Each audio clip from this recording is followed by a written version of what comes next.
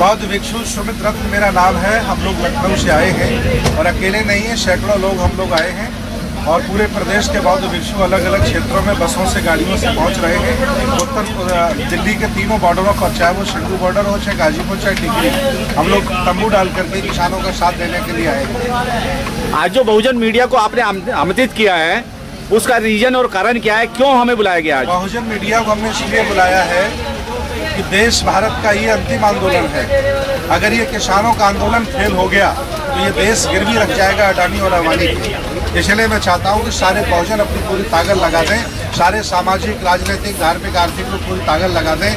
IAS, PCS, जज, doctor, engineer सब मिलकर ताकत लगा दें और इन गलत नियत वालों को हराएं और ये किसानों का बिल वापस कराएं। बनते जी, किस आधार पे आप आरोप लगा रहे हैं अडानी और अंबानी पे? क्या साबित कर पाएंगे इस बात को?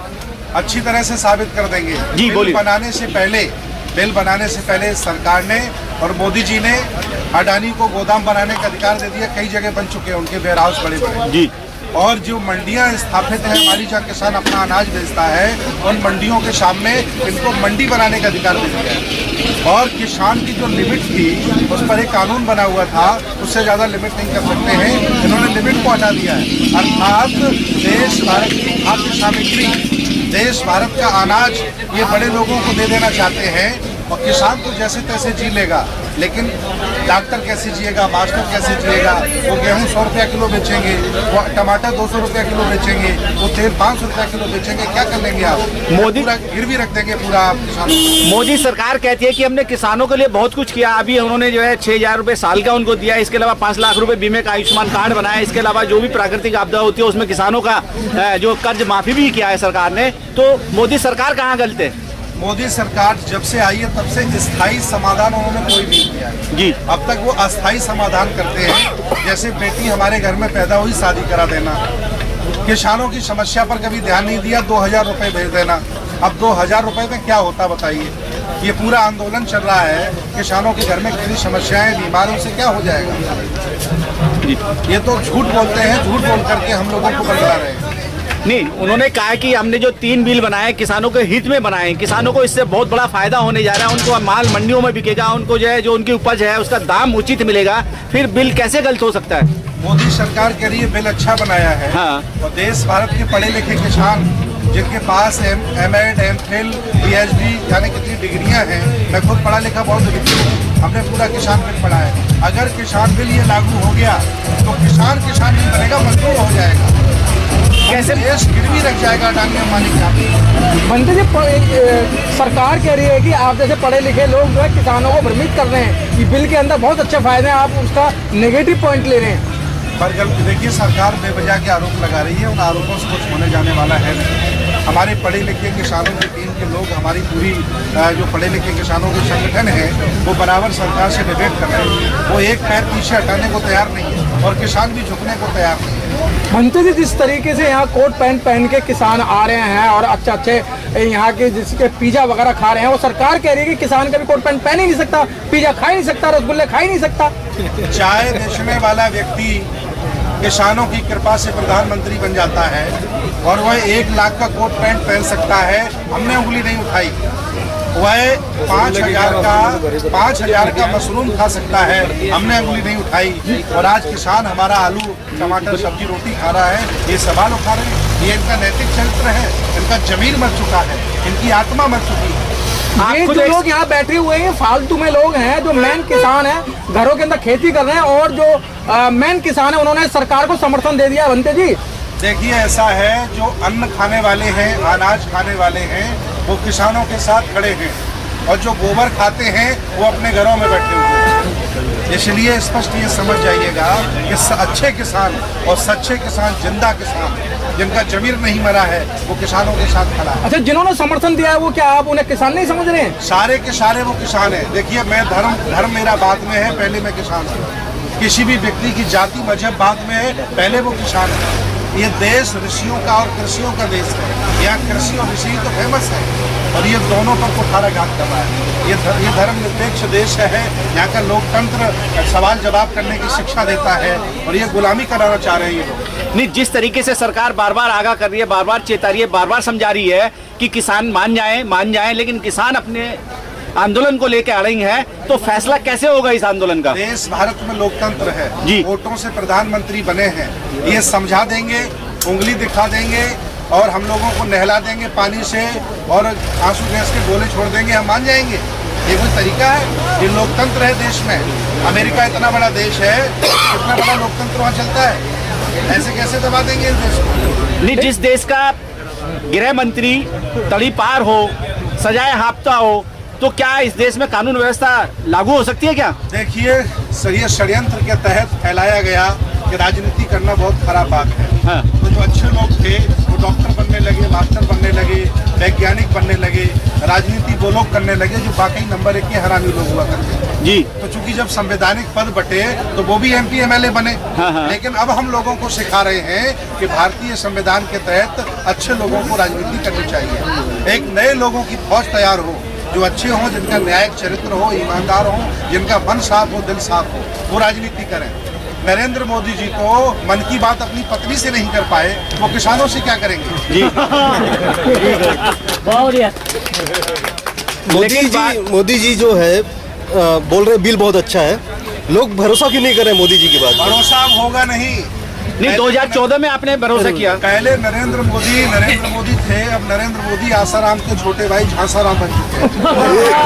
और आप विश्वास ना करें तो उनकी दाढ़ी देख लीजिए और उनके तौर तरीके देख लीजिए।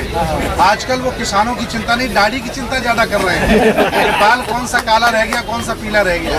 बंगाल के अंदर चुनाव है तो अपने टैगोर की एक वो जो भूमिका है, उनकी रूपरेखा तो करनी है ना सर। देखिए, जिनका नैतिक चरित्र मर जाता हो और वो देश का बंटवारा करने के लिए तुल जाए तो बंटवारा कर ही देता है। अच्छे लोग राजनीति में आए, ऐसे लोग अपने आप भाग जाएंगे, ये जेल में चले जाएंगे। बनते ही 2014 में तो वायदे किए थे नरेंद्र मोदी जी ने, लेकिन 2019 में कोई नहीं वायदा किया, फिर उन्हें क्यों प्रधानमंत्री बनाया गया? देश भारत दया, करुणाशील, भाईचारा का देश है।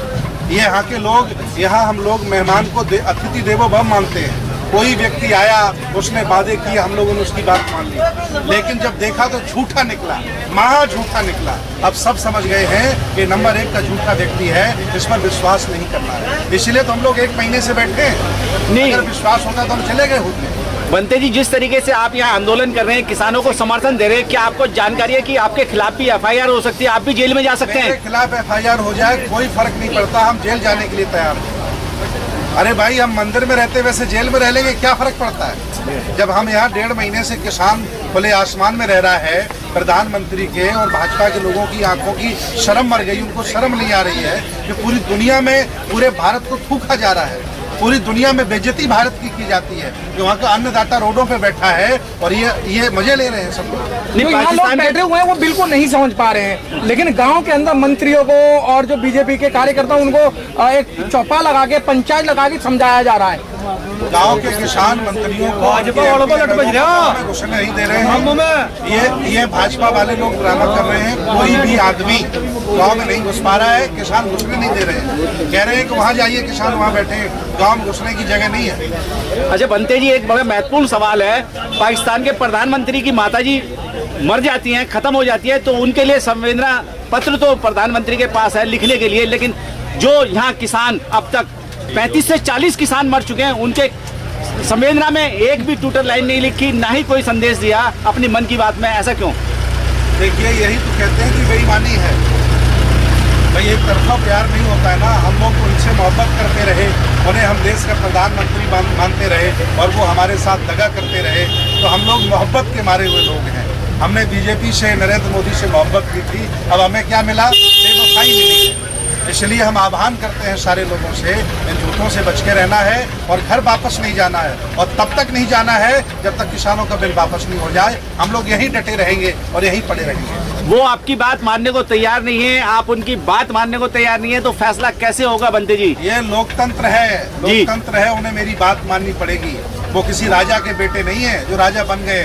हम लोगों ने वोट दे करके राजा बनाया है, उन्हें माननी पड़ेगी, 1000 बार माननी पड़ेगी, क्योंकि उनका न्यायिक चरित्र मर गया है। इसलिए मेरी बात को वो सुन नहीं रहे हैं, लेकिन सुनना पड़ेगा। आज अभी वो मेरा धैर्य देख रहे थे, किसानों का धैर्य देख रहे थे। पहले आरोप लगा रहे थे 4-5 आदमी आए भाग जाएंगे, बोले फिर 2-4 हजार आए चले जाएंगे। अरे क्या लंगर इनका चलेगा, आटा दाल कहाँ से लाएंगे? उन्हें ये पता नहीं है कि हम लोग 5 साल की व्यवस्था करके आए हुए हैं।